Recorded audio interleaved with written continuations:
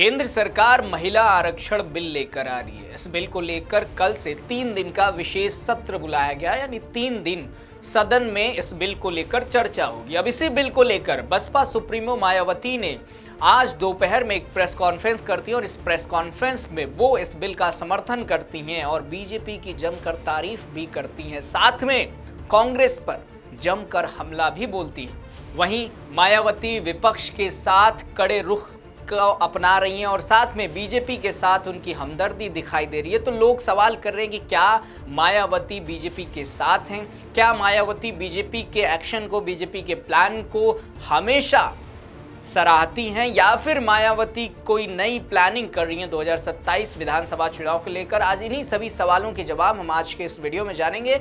नमस्कार, राष्ट्रवाणी देख रहे हैं आप, आपके साथ मैं अरुण चौरसिया। दोस्तों, मोदी सरकार महिला आरक्षण बिल लेकर आ रही है। इस बिल के तहत 33% आरक्षण महिलाओं को मिलेगा लोकसभा और विधानसभा दोनों चुनाव में, यानी जो सीटें अब तक रही हैं उन सीटों में बढ़ोतरी होगी। कहा यह जा रहा है कि जो लोकसभा की सीटें हैं 543 उसको बढ़ा दी जाएंगी, उत्तर प्रदेश की जो विधानसभा सीटें हैं या बाकी राज्यों की जो विधानसभा सीटें हैं उनको बढ़ा दिए जाएंगे और उन सीटों में महिलाओं को 33% का आरक्षण मिलेगा। इस आरक्षण को लेकर मायावती एक प्रेस कॉन्फ्रेंस करती हैं। इस प्रेस कॉन्फ्रेंस में कहती हैं मायावती कि मैं तो शुरू से 50% आरक्षण की बात कर रही हूँ, लेकिन ठीक है, बीजेपी सरकार ने 33% आरक्षण दिया, कुछ से ना कुछ भला।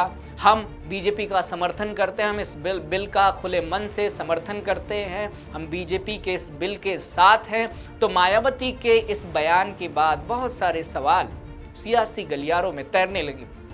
कुछ कह रहे हैं कि मायावती इतने नर्म क्यों नजर आती हैं बीजेपी के साथ, क्या मायावती बीजेपी की बी टीम है, क्या मायावती विपक्षी दलों को जिस तरीके से देखती हैं उस नजरिए से बीजेपी को क्यों नहीं देखती। क्योंकि जब मायावती प्रेस कॉन्फ्रेंस कर रही थी तो वो फोकस करके कांग्रेस पर निशाना साध रही थी और कह रही थी कि कांग्रेस इतने सालों से सरकार में रही, उसने महिलाओं के आरक्षण के लिए कोई काम नहीं किया। मैं बीजेपी के इस काम के लिए सराहती हूं। और वहीं मायावती ने एक और बात कही कि ओबीसी, एससी, एसटी के लिए अलग से आरक्षण आना चाहिए।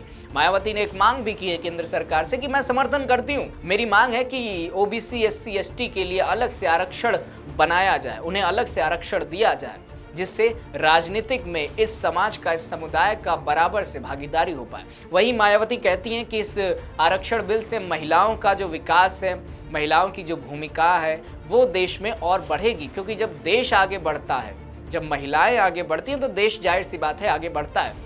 इन्हीं सब का हवाला देते हुए मायावती बीजेपी की तारीफ करती है, लेकिन कुछ लोगों को ये बातें रास नहीं आई। कुछ लोग कह रहे हैं कि मायावती बीजेपी को इतना सपोर्ट क्यों कर रही है, बाकी दलों का इतना विरोध क्यों कर रही है। तो देखिए, सामने 2027 का विधानसभा चुनाव है। उत्तर प्रदेश में 20% दलित वोट बैंक है और मायावती का जो काबिज रहा है इस वोट बैंक पर, वो धीरे धीरे खिसक कर पहले 2017 में बीजेपी के पाले में पूरी तरीके से चला गया था। फिर 2022 का चुनाव आया, अभी तक तब तक 2022 तक बीजेपी के पाले में वो वोट बैंक रहा, लेकिन 2024 का जब लोकसभा चुनाव आया ये वोट बैंक खिसक कर चला गया इंडिया ब्लॉक की तरफ में। लेकिन अब जिस तरीके से मायावती एक्टिव हुई हैं, एक के बाद एक रैलियां कर रही हैं, अभी कल बीते दिनों लखनऊ में रैली थी, हालांकि मायावती इस रैली में नहीं आई क्योंकि मायावती ये बताना चाहती थी कि उनके ना होने से बसपा पर कोई प्रभाव नहीं पड़ता है। मैं रहूं ना रहूं, ये बसपा के समर्थक, ये बसपा के कार्यकर्ता हर जगह इकट्ठा होंगे, हर जगह ये भीड़ आपको दिखाई देगी। ये संदेश उत्तर प्रदेश में मायावती कल की रैली के दौरान दी हैं, बिना उसमें शामिल हुए। तो वहीं 2027 विधानसभा चुनाव को लेकर मायावती का ये प्लान है कि जब ये बिल आ जाएगा, आरक्षण बिल आ जाएगा, तो इसमें महिलाओं की भागीदारी बढ़ेगी।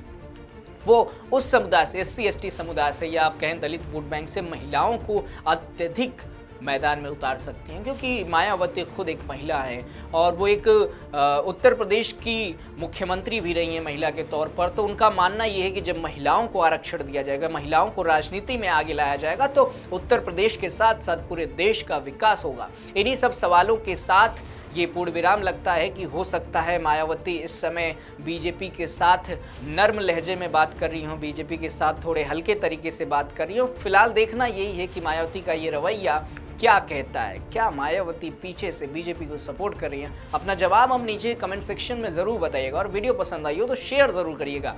आज के लिए इस खबर में इतना ही, मिलते हैं अगली खबर में, तब तक के लिए देखते रहिए राष्ट्रवाणी। नमस्कार।